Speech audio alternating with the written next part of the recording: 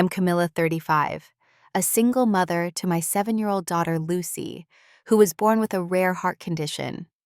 I come from a wealthy family, but our relationship has been strained for years. My sister Amanda had a lavish wedding costing my parents $570,000. But when Lucy needed life-saving surgery, they refused to help us. Now they're facing their own crisis and expecting me to save them.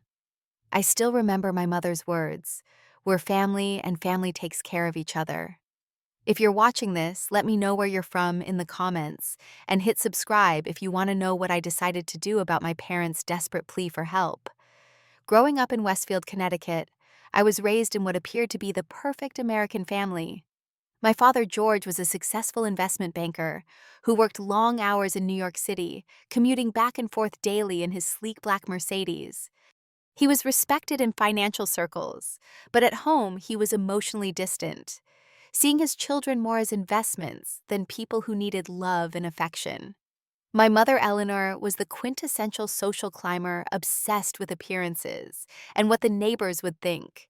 She was on every important committee in town and hosted elaborate dinner parties where she would parade her children around like trophies before sending us back upstairs. Her entire identity was built around being the wife of a successful man and the mother of exceptional children. Then there were us kids. I was the oldest. My sister Amanda was 2 years younger than me, and from as far back as I can remember, she was clearly the favorite. She had my mother's flair for the dramatic and social manipulation, and my father appreciated her charm and beauty as assets for future social advancement. She was spoiled, self-centered, and accustomed to getting whatever she wanted with a smile or a tantrum, whichever worked faster. My brother Thomas was 5 years younger than me. He was easygoing and likable, but determined to avoid conflict at any cost. He learned early on to stay out of the way to be agreeable and to never pick sides.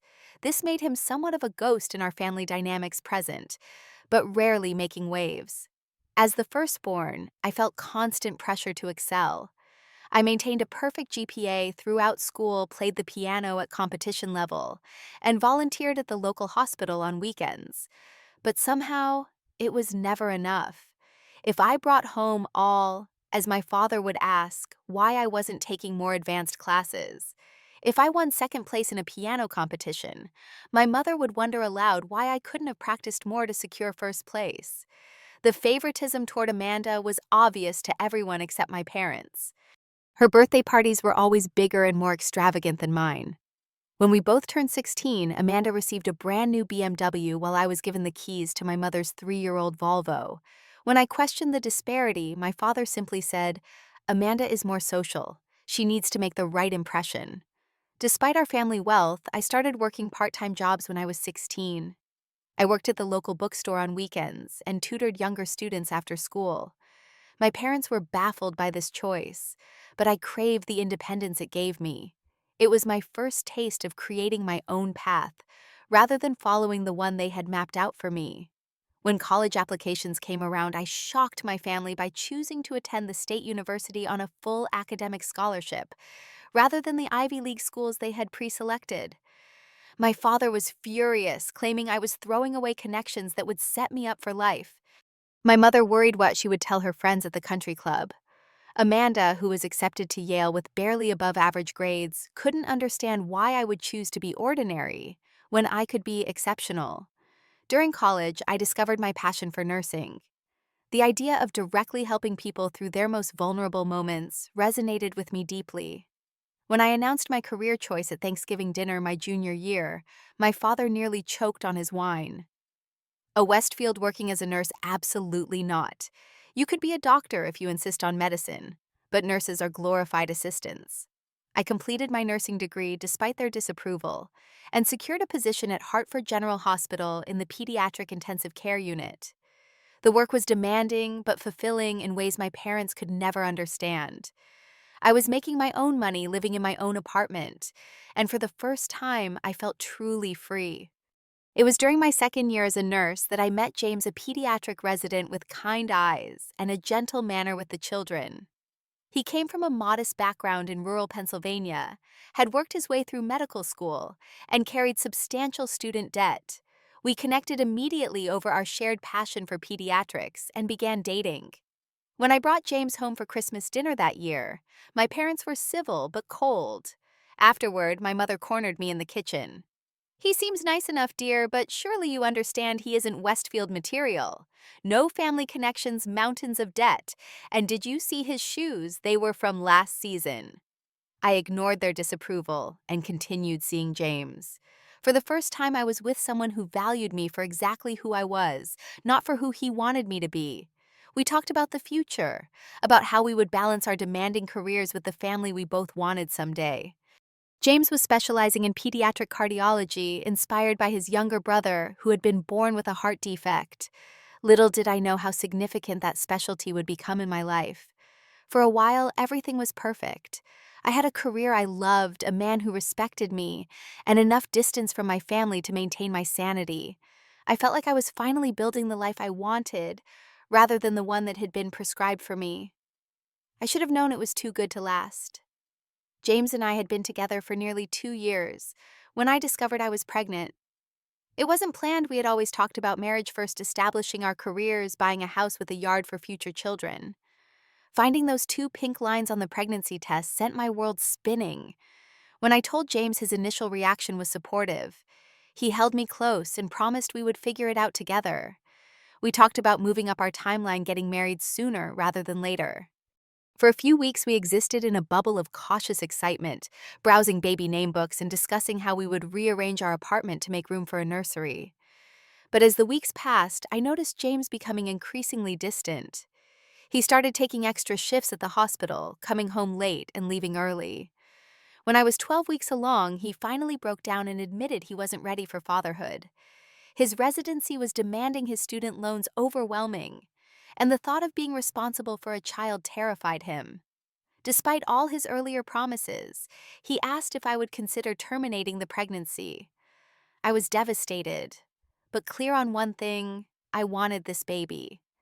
After a week of tense conversations and tears, James packed his things and moved out. He said he needed time to think, but I knew in my heart he wasn't coming back. The last time I saw him was at my 20-week ultrasound. He attended at my request, watched silently as the technician pointed out our daughter's perfect spine and beating heart, then walked me to my car and said goodbye. He sent child support payments sporadically for the first 6 months after Lucy was born, then disappeared completely. Telling my parents about the pregnancy was one of the hardest things I've ever done. I was 27 years old, financially independent, and established in my career, yet I still felt like a teenager as I sat across from them at their formal dining table sharing my news. My mother's face transformed from confusion to horror to cold fury in the span of seconds. "You cannot be serious, Camilla. Unmarried and pregnant. What will people think? What about Amanda's engagement party next month? You'll be showing by then." My father was more calculating. "There are ways to handle this situation discreetly," he said, not even looking at me, but rather at some point over my shoulder. "We know people who can help. No one would ever need to know." When I made it clear I was keeping my baby, the atmosphere shifted from bad to worse. My mother began to cry theatrically while my father laid out his ultimatum. "If you insist on going through with this foolishness, you're on your own. Don't expect financial support, don't expect us at the hospital, and don't expect to be welcomed in this house with an illegitimate child." I left their house that night knowing I had been effectively cut off. The drive home was a blur of tears and panic. How would I manage as a single mother? My nursing salary was decent, but not enough for comfortable living in Connecticut with a child. Daycare costs alone would eat a significant portion of my income. The next few weeks brought another painful revelation about my family. Amanda, fresh off her engagement to a banking executive my father adored, called to ask me not to attend her engagement party. "Your situation will just distract from my special day," she said, as if my pregnancy was a fashion choice I had made to spite her. "Besides, Mom and Dad are really upset. Give them time to process before you show up with your baby bump front and center." Thomas, true to form, called to express vague support, but offered no practical help. "I feel for you, Cam, I really do. But you know how Mom and Dad are. I can't get in the middle of this." Always the peacekeeper, never the ally. Alone but determined, I threw myself into preparing for single motherhood. I found a smaller apartment in a less expensive neighborhood, calculated a strict budget that would allow me to save for baby expenses, and arranged for a modified work schedule that would minimize childcare needs once my maternity leave ended. I reached out to coworkers with children who offered hand-me-down baby items and advice. I also began building a support system separate from my family. My coworkers organized a baby shower at the hospital. My neighbor, a retired teacher named Marjorie, offered to help with occasional babysitting. I joined an online group for single mothers and found solidarity in their stories and practical advice. When Lucy was born on a rainy Tuesday morning in April, the delivery room was absent of family. Instead, my birth coach was Sarah, a fellow nurse from the pediatric ward, who held my hand through 18 hours of labor. Lucy arrived at 4:37 a.m., 7 pounds 3 ounces, with a full head of dark hair and eyes that seemed to take in the whole world at once. Holding her for the first time, I felt a love so fierce and protective it took my breath away. In that moment, I knew I would do anything for this tiny person, fight any battle, overcome any obstacle. I whispered promises in her tiny ear as she curled her perfect fingers around mine. "It's just you and me, little one, but we're going to be okay." The first year was a blur of exhaustion, joy, and constant adaptation. I learned to function on minimal sleep, to shower in under 3 minutes, to type work emails with one hand while holding a baby with the other. Lucy was a good baby, rarely fussy, unless she was hungry or tired, smiling easily, and developing right on schedule. My parents remained distant, sending a generic baby gift through their assistant with no personal note. Amanda stopped by once, stayed for 20 minutes, and spent most of that time on her phone. Thomas visited occasionally, bringing thoughtful gifts and playing with Lucy, but always looking over his shoulder, as if afraid our parents would discover his betrayal. Despite the challenges, we found our rhythm. Lucy and I became a team, navigating our new life together, one day at a time. I fell asleep each night exhausted, but proud of the life I was creating for us, independent of my family's wealth and judgments. I believe the hardest part was behind us. I had no idea what was coming. Until she was 3, Lucy appeared to be a perfectly healthy, vibrant child. She was slightly small for her age, but hit all her developmental milestones on time or early.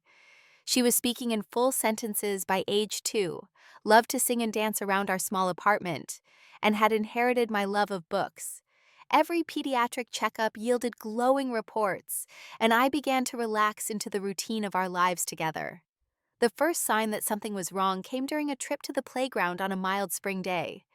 Lucy had been racing around with her usual enthusiasm when she suddenly stopped, put her hand to her chest, and sat down hard on the ground.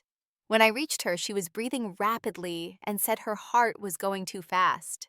I carried her home and called her pediatrician immediately. Dr. Reynolds listened to my concerns and suggested we bring Lucy in for a checkup, probably just to ease my mind. "Kids get winded playing all the time," she reassured me. "But given your nursing background and concerns, let's take a look." That appointment was the beginning of a medical journey I never anticipated. Dr. Reynolds detected a heart murmur that hadn't been present at previous checkups. She referred us to a pediatric cardiologist for further evaluation, assuring me it was likely nothing serious but worth investigating. 2 weeks later, we sat in Dr. Martin's office as he explained the results of Lucy's echocardiogram and other tests. My medical training allowed me to understand the gravity of his words, even as I wished desperately that I didn't. Lucy had a rare congenital heart defect called truncus arteriosus, with a ventricular septal defect. In layman's terms, her heart had formed with a large hole between the 2 lower chambers and only one artery leaving the heart instead of the normal 2. Most children with this condition are diagnosed and treated shortly after birth, Dr. Martin explained gently. Lucy's case is unusual because she's shown minimal symptoms until now, which suggests she has a less severe form or compensatory mechanisms that have been helping her heart function. However, the recent symptoms indicate those compensations are no longer sufficient. He went on to explain that Lucy would need specialized surgery within the next 2 years. The procedure would close the hole in her heart and reconstruct the proper arteries.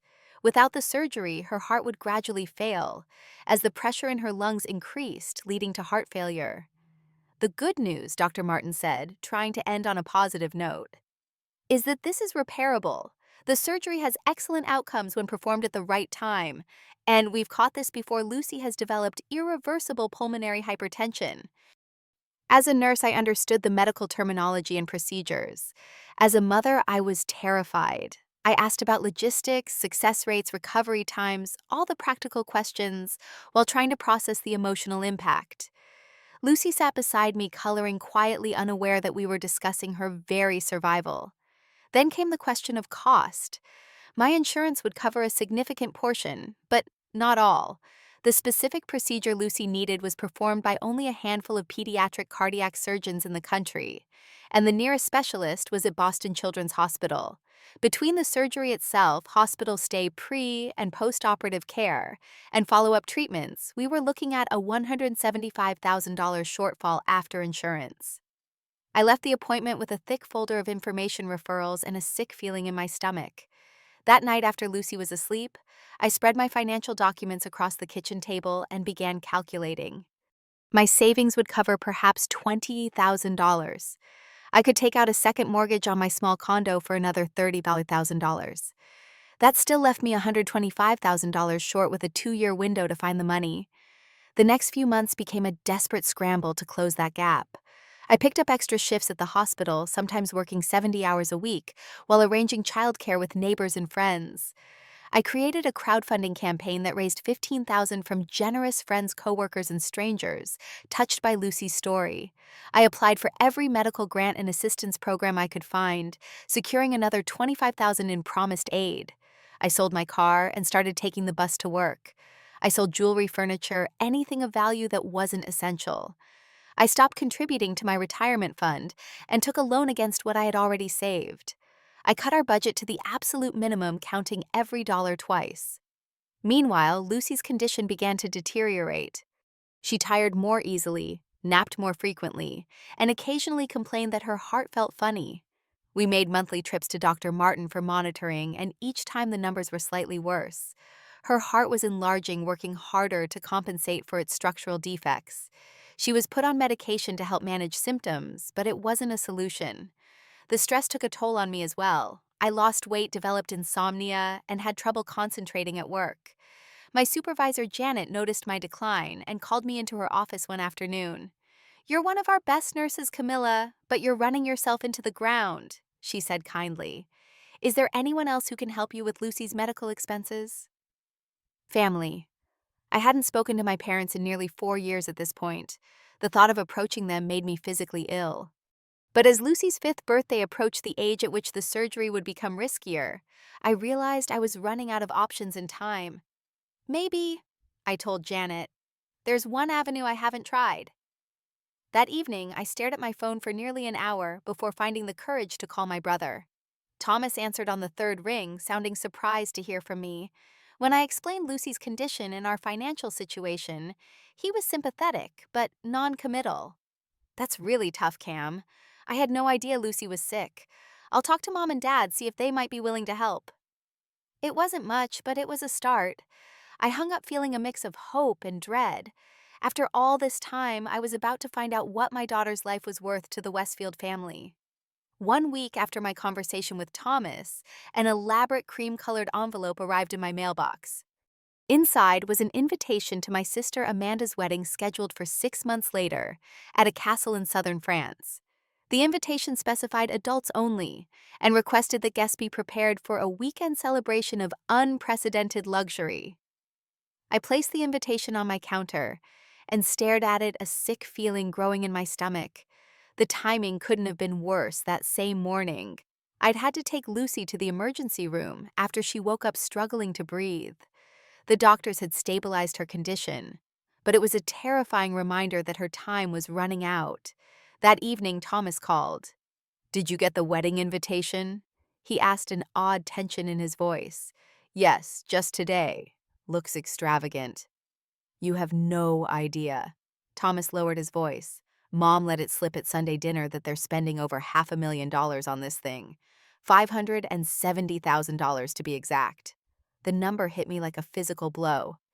$570,000 for a party, while I was scraping together pennies to save my daughter's life. What? I managed to whisper. Yeah, it's insane. Amanda's dress alone cost $45,000. They've rented an entire castle in Provence for $125,000. The food is being prepared by some celebrity chef for $200,000. Then there's the honeymoon in the Maldives for 80,000 flowers flown in from Holland ice sculptures, a 12-piece orchestra, custom fireworks display. As Thomas continued listing the excessive expenditures, my shock turned to rage, then to a cold determination. If my parents could spend over $500,000 on Amanda's wedding, surely they could spare $125,000 to save their granddaughter's life. Thomas, I need to speak with them. Can you arrange a dinner? There was a pause. Are you sure that's a good idea, Cam? You know how they can be. My daughter needs surgery to live. They're spending more on flowers for Amanda's wedding than I need for Lucy's operation. Yes, I'm sure. 2 days later, I sat across from my parents at their favorite restaurant, an exclusive establishment where the menu had no prices, and the staff knew my father by name. I had left Lucy with Marjorie, not wanting to use my daughter as a prop in this desperate negotiation. My mother looked exactly the same, perfectly coiffed, silver blonde hair, understated, but expensive jewelry face, smooth from regular treatments she would never admit to having. My father had aged more visibly, his hair thinner, face more lined, but his eyes were as shrewd and evaluating as ever. After awkward small talk about the weather and my parents' recent trip to the Amalfi Coast, I took a deep breath and explained Lucy's condition. I kept my tone clinical and factual, drawing on my medical background to explain the intricacies of her heart defect and the necessary surgery. I outlined the cost, the portion covered by insurance, and the exact amount I needed to proceed with the life-saving operation. When I finished, there was a long silence. My father sipped his scotch. My mother adjusted her napkin. Finally, my father spoke. That's unfortunate about Lucy's condition. Have you looked into state assistance programs? There are options for families in financial difficulty. I stared at him in disbelief. I've applied for every program available. I've raised nearly $50,000 on my own, but I'm still $125,000 short. The surgery needs to happen within the next 3 months for the best outcome. My mother frowned. It's such a delicate situation, isn't it? We have so many financial commitments right now with Amanda's wedding approaching. The deposits are all non-refundable at this point. I couldn't believe what I was hearing. Mom, Dad, I'm talking about Lucy's life, your granddaughter. She needs this surgery or she will die. You're spending over $500,000 on Amanda's wedding, but you can't spare a fraction of that to save Lucy. My father's expression hardened. Your situation is of your own making, Camilla. You chose to have a child out of wedlock against our advice. You chose to cut ties with this family. And now you appear after years of silence asking for a substantial amount of money. I'm not asking for myself, I said, my voice breaking, despite my best efforts to remain composed. This is for Lucy. She's innocent in all this family drama. She's your blood. Blood doesn't always mean family, my mother said quietly. You've made your choices and we've made ours. Amanda has always respected our values and traditions. Her wedding is important to our social standing and business connections. Before I could respond, the restaurant door opened, and Amanda herself swept in, followed by her fiancé, Bradford. Her timing was so perfect, I suspected it had been planned in advance. Sorry we're late, she announced, kissing our mother's cheek before taking a seat. She barely acknowledged my presence. Traffic was a nightmare. What did we miss? My mother gave a tight smile. Camilla was just explaining her daughter's medical situation. She's looking for financial assistance. Amanda's perfectly shaped eyebrows rose. Seriously? That's why you wanted this dinner? God, Camilla, some things never change. I'm getting married in 3 months, and somehow you found a way to make everything about you again. My daughter needs heart surgery to survive, I said evenly, fighting to keep my composure. She's your niece, Amanda. A niece I've met, twice? That's hardly my fault, is it? You're the one who decided to play martyr and cut everyone off. She turned to our parents. Please tell me you're not considering this. We can't reschedule the castle at this point, and I've already had 3 fittings for my dress. I looked from Amanda to my parents, waiting for one of them to show a shred of humanity. Instead, my father signaled for the waiter and ordered another round of drinks. I think we've discussed this enough for one evening, he said firmly. Camilla, we sympathize with your situation, but our hands are tied. Perhaps you could look into financing options through the hospital. I stood up abruptly, nearly knocking over my water glass. My daughter's life means less to you than Amanda's party. I want to make sure I understand that correctly. My mother glanced around anxiously, aware of nearby diners who might overhear.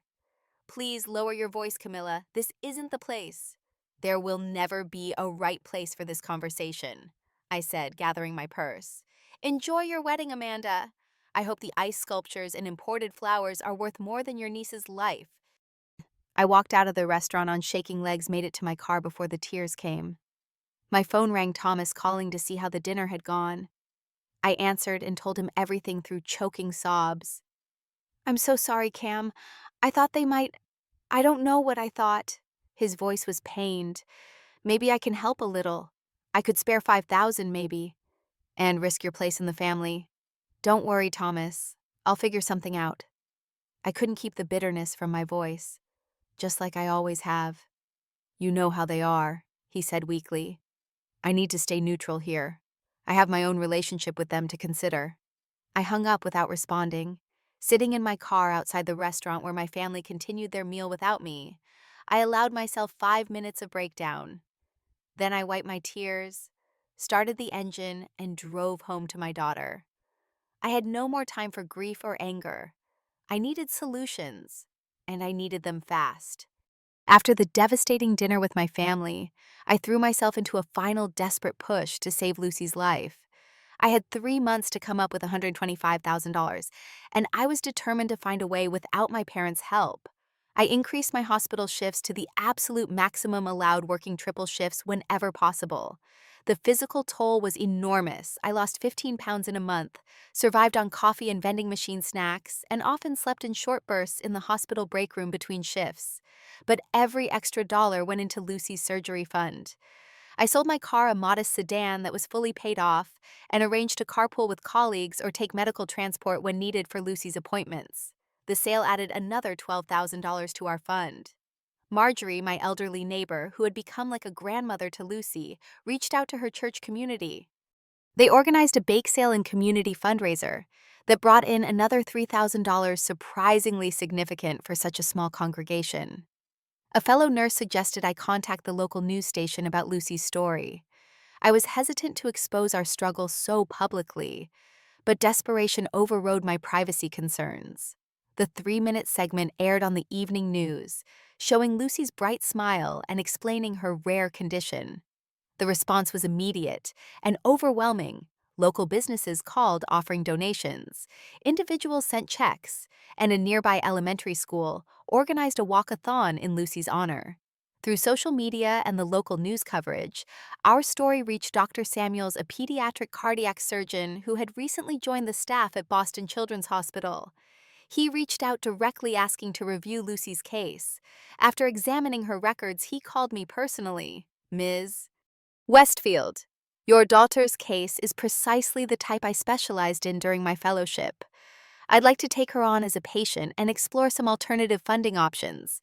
There's a research grant that might cover a significant portion of her care. It was the first glimmer of real hope I'd had in months. Around this same time, I received an unexpected call from a number I didn't recognize. It was Barbara and Robert James's parents. They had seen the news segment about Lucy and were shocked to learn they had a granddaughter, let alone one with a serious heart condition. James never told us, Barbara said, her voice thick with emotion. We had no idea we had a granddaughter all these years. Robert's brother was born with a heart defect too. We would have been there for you both. The next day, they drove 3 hours to meet Lucy for the first time. The connection was immediate. Lucy, who had inherited James's dimples and gentle manner with animals, took to them instantly. Before they left, Robert pressed an envelope into my hand. We can't make up for the years we've missed, but please let us help now. James doesn't know we're here, and that's his loss. This is from our retirement fund, and we won't take no for an answer. The envelope contained a check for $30,000. Meanwhile, Amanda's wedding preparations continued in full force. Though I wasn't invited, news of the extravagant affair reached me through social media and mutual acquaintances. Photos appeared online of Amanda's bachelorette party in Monaco, the bridal shower at the Plaza Hotel, the rehearsal dinner at a vineyard in Provence. The weekend of the wedding coincided with Lucy's scheduled pre-surgical testing at Boston Children's Hospital. As I sat in the waiting room while Lucy underwent another echocardiogram, my phone buzzed with notifications. Friends who didn't know the full story were sharing photos from Amanda's wedding. The ice castle entrance, the custom-designed hanging gardens. Amanda's bespoke gown that reportedly required 5 seamstresses working for 3 months. I turned off my phone and focused on Dr. Samuel's explanation of Lucy's upcoming procedure. The community fundraising efforts had reached nearly $100,000, but we were still short. Dr. Samuels, true to his word, had been advocating for Lucy with the hospital's financial assistance program and a medical research foundation interested in her particular defect. "I think we're going to make this work, Ms. Westfield," he said confidently. "Between the funds you've raised and the special program I've found, we should be able to schedule the surgery for next month. The foundation is particularly interested because Lucy's case is unusual, presenting symptoms later than typical. Their involvement could help other children in similar situations." The day of Lucy's surgery arrived with stunning speed and terrifying clarity.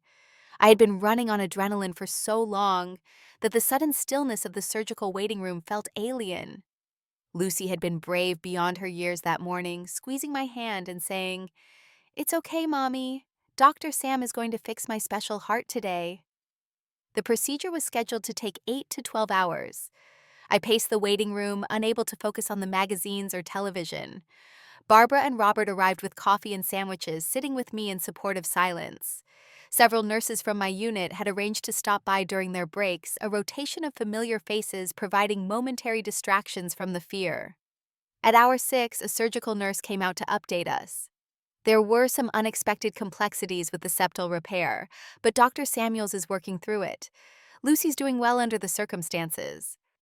The unexpected complexities sent me into a spiral of worst-case scenarios, my medical knowledge proving more curse than blessing as I envisioned every possible complication. Barbara held my hand tightly, while Robert kept track of the doctor's updates, writing each one down in his neat, precise handwriting. Finally, after 11 hours and 20 minutes, Dr. Samuels appeared in his surgical scrubs, looking tired but satisfied. "She did beautifully," he said, sitting beside me. "The repair was more complex than the imaging suggested, but we fully corrected the defect.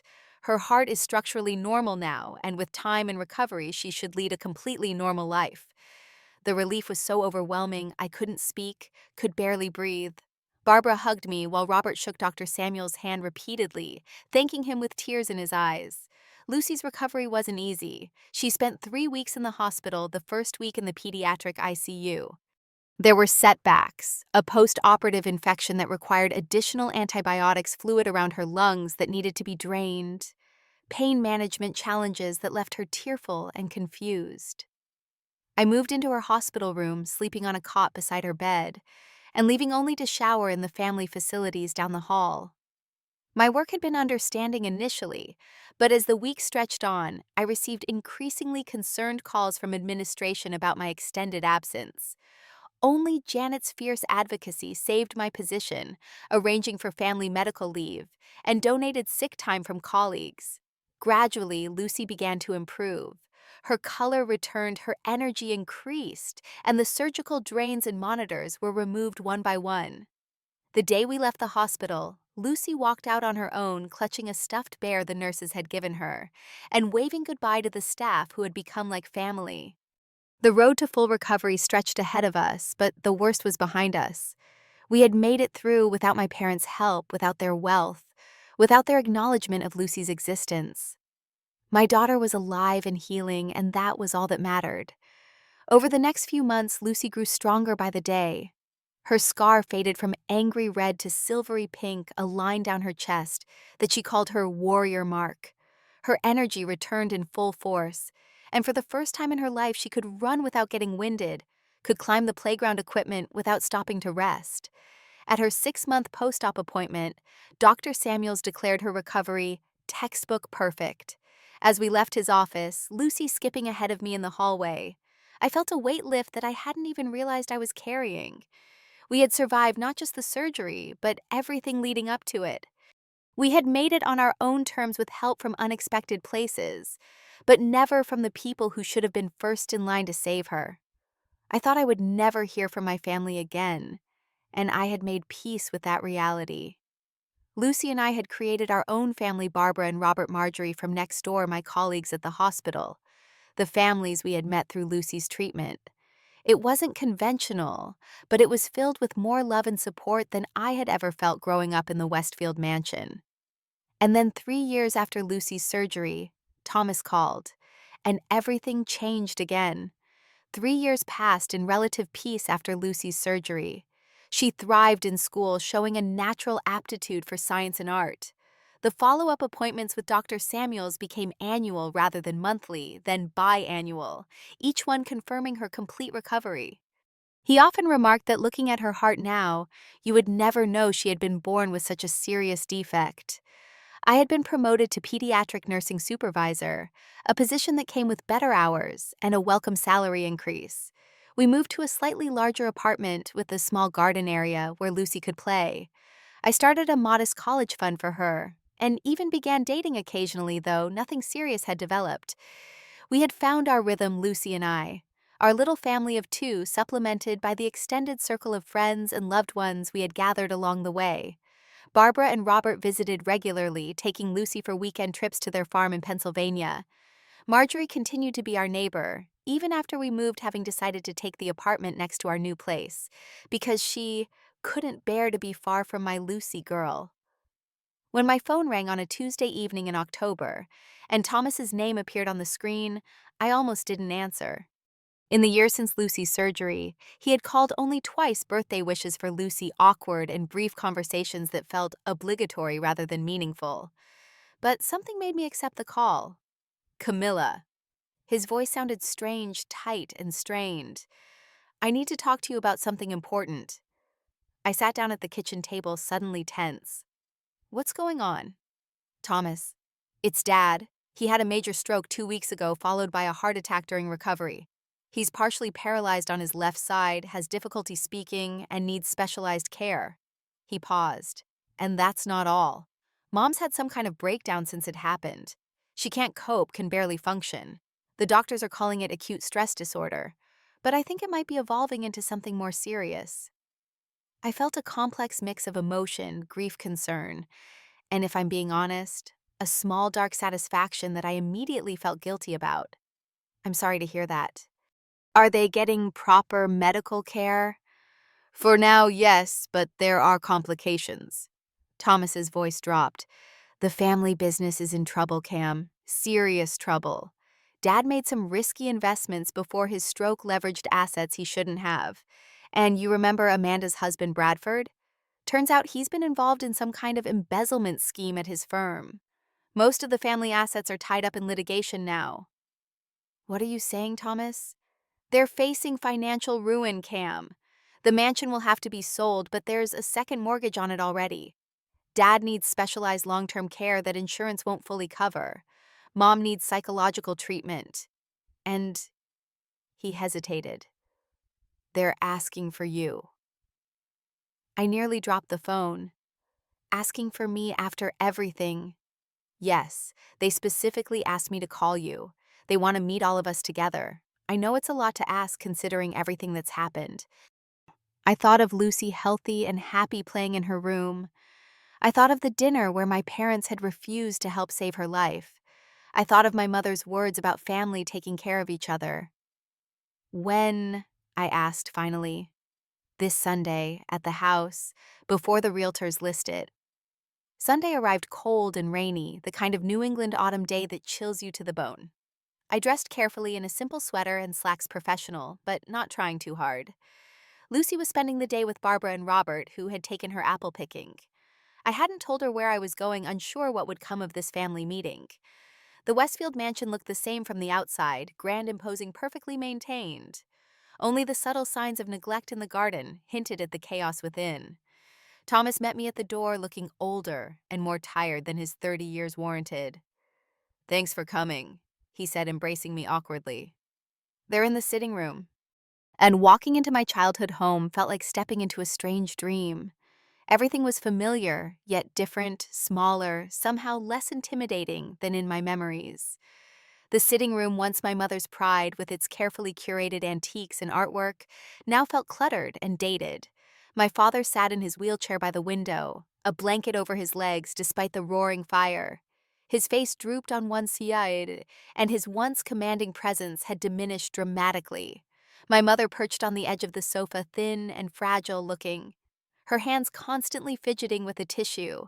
Amanda sat in an armchair across from them, her designer clothes now looking slightly worn, her perfect manicure chipped. The glamorous bride of 3 years ago had been replaced by a tense, bitter-looking woman. "Camilla," my mother said, rising unsteadily. "You came." For a moment, I wasn't sure how to respond. Part of me wanted to maintain the cold distance that had protected me for years. Another part saw an elderly woman in distress, regardless of our history. "Yes," I said simply. "Thomas said it was important." I took a seat in the remaining armchair, feeling the weight of 3 years of silence and all that had transpired before. My father made a sound, struggling to speak. "Th- Thank you," he managed finally, the words slurred but understandable. Thomas took charge of the conversation, explaining the situation in greater detail than he had on the phone. My father's stroke had been massive, affecting both his physical abilities and his cognitive function. The heart attack that followed had further weakened his already compromised system. He needed specialized care in a facility equipped to handle his condition, but the cost was substantial. My mother, after years of defining herself through my father's success and their social status, had collapsed under the strain of his illness and their sudden financial decline. She needed psychological support and possibly residential treatment for what doctors were now calling severe anxiety and depression. The family business, Westfield Investments, had been making increasingly risky moves in the years before my father's stroke, trying to maintain their lifestyle, despite some significant losses. Amanda's husband had complicated matters further with his legal troubles, which had extended to some joint accounts with my parents due to various business entanglements. The bottom line, Thomas concluded, is that they need help. Financial help for Dad's care facility and Mom's treatment, and he glanced at me significantly. They could use your professional expertise, Camilla. You understand medical care in a way none of us do. You could help coordinate Dad's treatment, navigate the healthcare system. My mother dabbed at her eyes with the crumpled tissue. We know we have no right to ask, Camilla. After everything. Her voice broke. But we have nowhere else to turn. Amanda, who had been silent until now, finally spoke.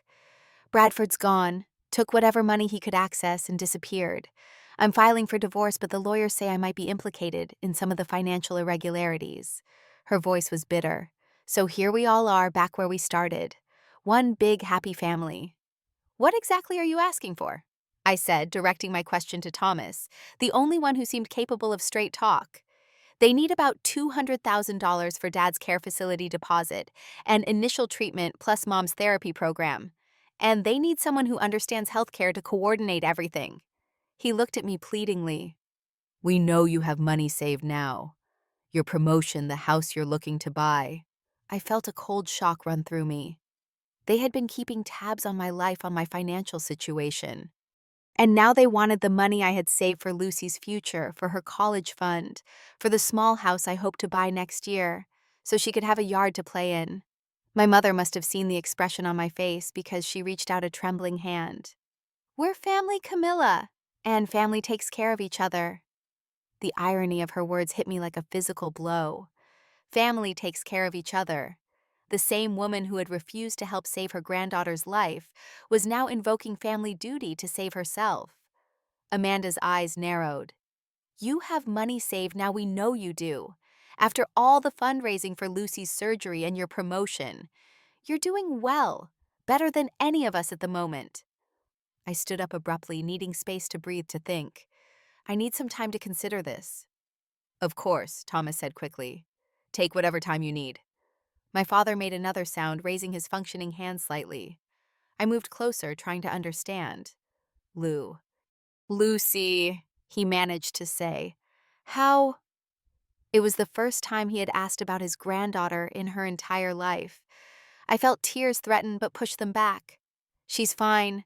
The surgery was successful. She's a normal, healthy 7-year-old now. He nodded slightly, something unreadable in his eyes. Regret, curiosity. It was impossible to tell. I gathered my purse and coat, suddenly desperate to leave the house and its suffocating history. "I'll call you with my decision," I told Thomas. "But I can't promise anything." As I drove home, my mind raced with conflicting thoughts and emotions. Part of me wanted to refuse outright to let them experience the same desperation I had felt when Lucy needed help. Another part recognized that despite everything, these were still my parents, still human beings in crisis. The nurse in me couldn't easily dismiss genuine medical needs, regardless of personal history. I needed to think to weigh all factors carefully. And I needed to talk to the one person whose opinion mattered most to me now. I needed to pick up Lucy from her grandparents and go home to figure out what family truly meant. The week following the family meeting was one of the most emotionally challenging of my life. I found myself caught between the pull of old wounds and the possibility of healing, between justified resentment and reluctant compassion.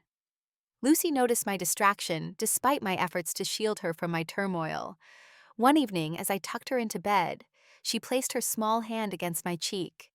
"You look sad, Mommy. Is your heart hurting like mine used to?" Her innocent question broke something open inside me.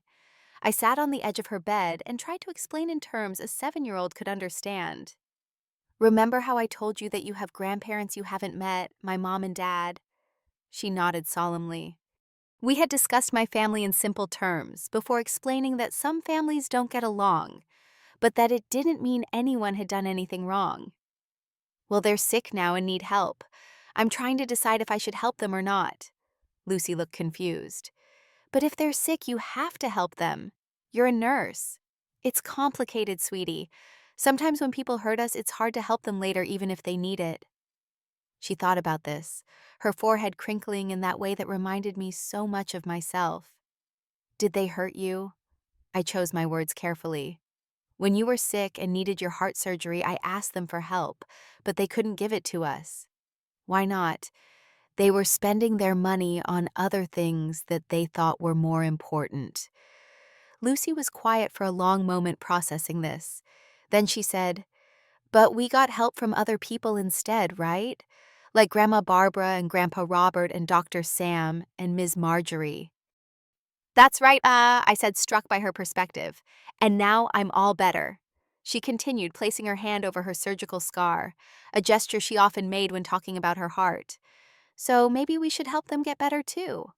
Not because they're family, but because helping people is the right thing to do." Out of the mouth of babes. I hugged her tightly, amazed at her capacity for compassion, untainted by adult complications. That night, I made an appointment with my therapist, Dr. Winters, whom I had been seeing sporadically since Lucy's surgery.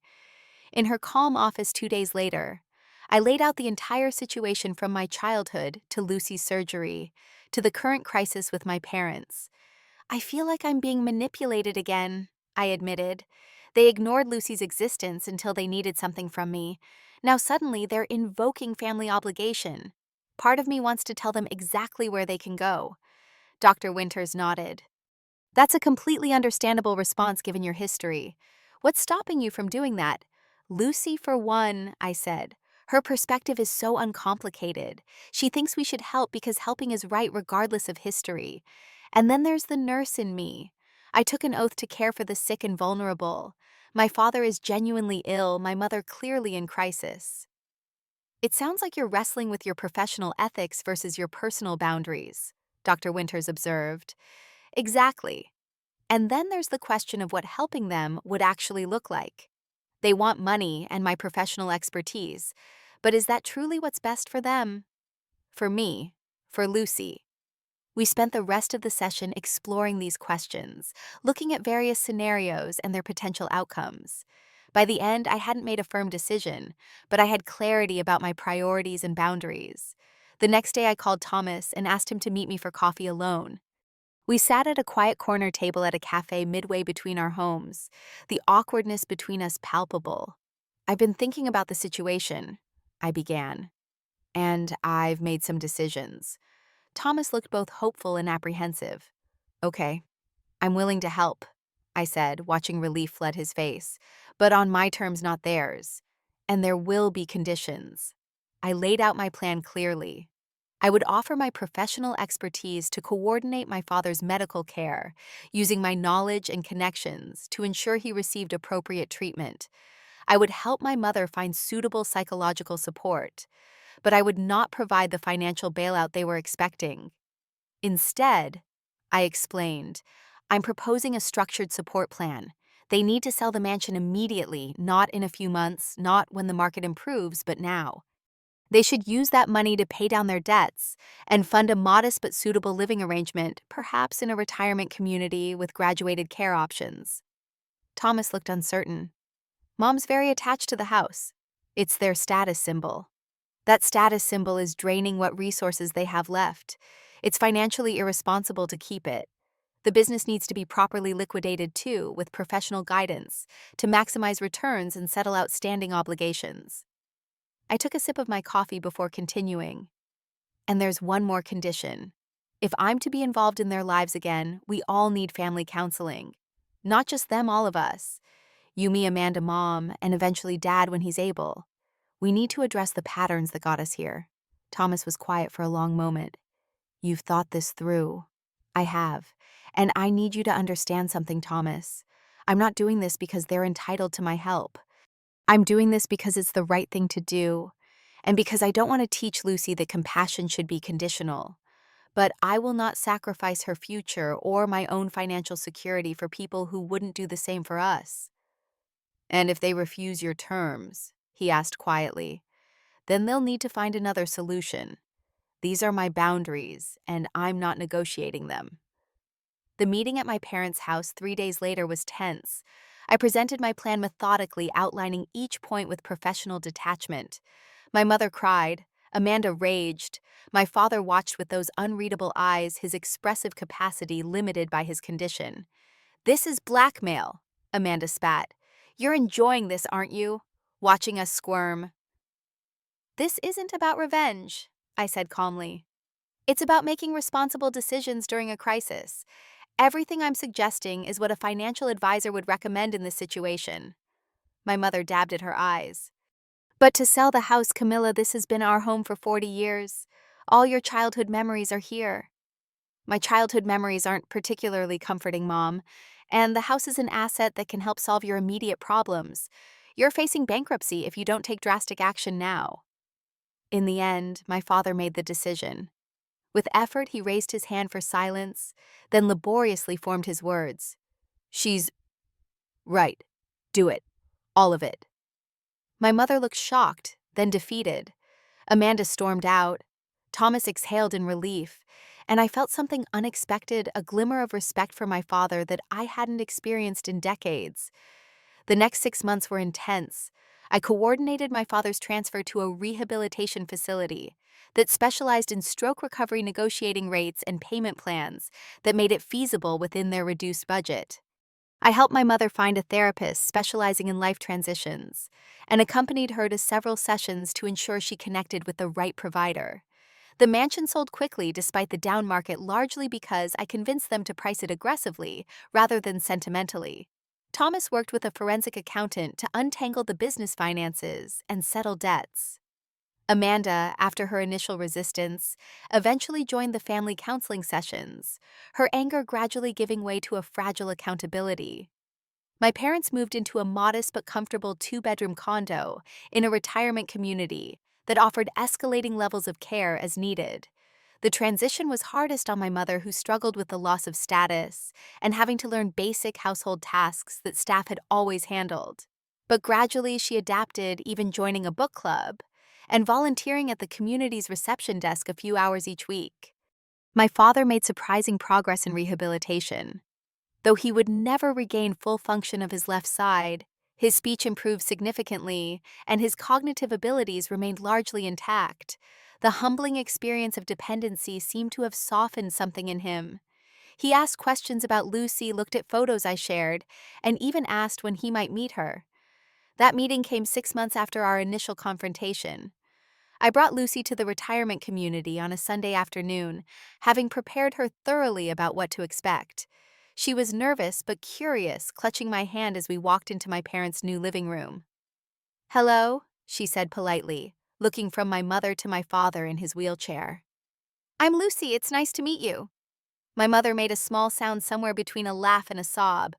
"Hello, Lucy, I'm your grandmother Eleanor, and this is your grandfather George." Lucy approached my father's wheelchair without hesitation. "Mom says you had a stroke. That means your brain got hurt. I had a heart problem, but Dr. Sam fixed it. See my scar." She pulled down her collar slightly to show the faded line. My father reached out with his good hand and touched it gently. "Brave," he said clearly. "Very brave." That first visit lasted only an hour. We kept it simple: board games, looking at Lucy's school art projects, sharing cookies my mother had baked herself for the first time in her life.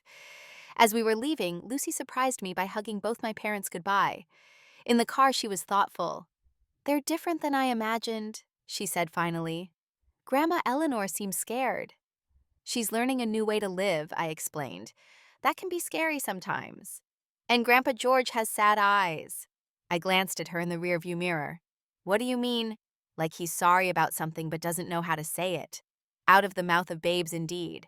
The healing wasn't quick or simple.